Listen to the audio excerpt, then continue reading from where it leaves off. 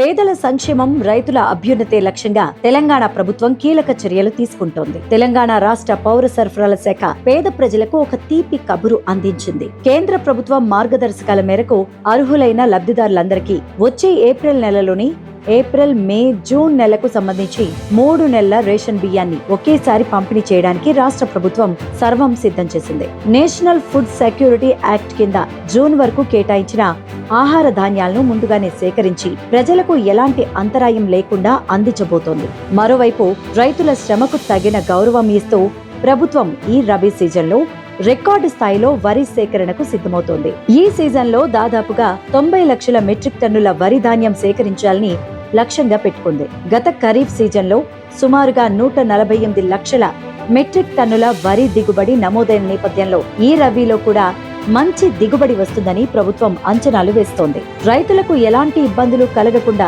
సేకరణ ప్రక్రియను సజావుగా నిర్వహించేందుకు పౌర సరఫరాల శాఖ ఇప్పటికే క్షేత్రస్థాయి అధికారులను అప్రమత్తం చేసింది. కొనుగోలు కేంద్రాల్లో అవసరమైన సదుపాయాలు కల్పించడం, గోదాముల్లో తగినంత నిల్వ స్థలం సిద్ధం చేయడం, మిల్లింగ్ ప్రక్రియను వేగవంతం చేయడం వంటి చర్యలు చేపట్టింది. అలాగే కొనుగోలు కేంద్రాల్లో ప్యాడీ క్లీనర్లు, తేమను కొలిచే యంత్రాలు వంటి పరికరాలను పెంచే దిశగా చర్యలు కొనసాగుతున్నాయి. రైతుల నుంచి సేకరించిన ధాన్యాన్ని వెంటనే మిల్లులకు తరలించి కొత్త నిల్వలకు స్థలం కల్పించేలా ప్రభుత్వం సమగ్ర ప్రణాళిక అమలు చేస్తోంది. ధాన్యం సేకరణ నుండి రేషన్ పంపిణీ వరకు ప్రతి అడుగులోనూ పారదర్శకత, ప్రతి నిర్ణయంలోనూ ప్రజాహితం. పేదవాడి కడుపు నింపాలి, రైతు ఇంట్లో సంతోషం నిండాలి. ఇదే మన ప్రజా ప్రభుత్వ సంకల్పం.